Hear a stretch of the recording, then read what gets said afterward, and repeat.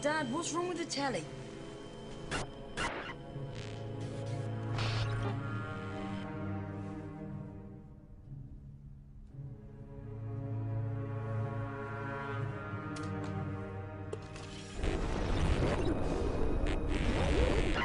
Good evening, London.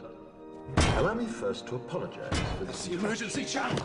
I do, like many of you, appreciate the comforts of the everyday routine, the security of the familiar, the tranquility of repetition. Bloody hell. I enjoy them as much as any bloke.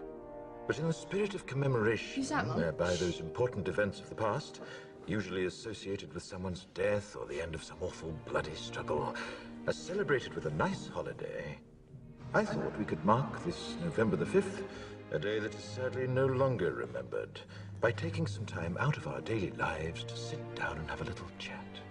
There are, of course, those who do not want us to speak. Let me think, just let me I think. suspect even now, orders are being shouted into telephones, and men with guns will soon be on their way. It's Chancellor Sutler. Damn it! Why? Because while the truncheon may be used in lieu of conversation, words will always retain their power. Words offer the means to meaning, and for those who will listen, the enunciation of truth. And the truth is, there is something terribly wrong with this country, isn't there? You designed it, sir. You wanted it foolproof. You told me every television in London. Cruelty and injustice, intolerance and oppression.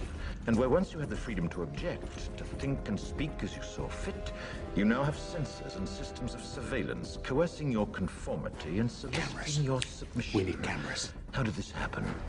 Who's to blame?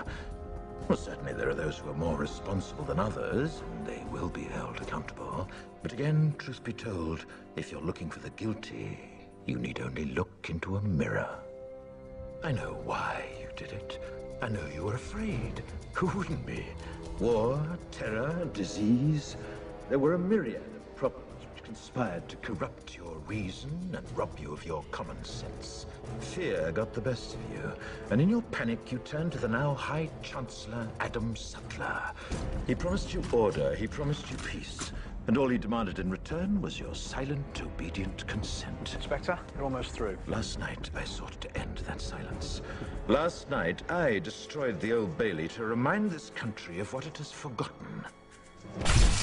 More than 400 years ago, a great citizen wished to embed the 5th of November forever in our memory. His hope was to remind the world that fairness, justice, and freedom are more than words. They are perspectives.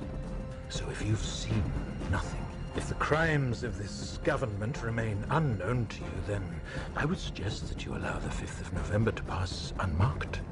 But if you see what I see, if you feel as I feel, and if you would seek as I seek, then I ask you to stand beside me 1 year from tonight, outside the gates of Parliament, and together we shall give them a 5th of November that shall never, ever be forgotten.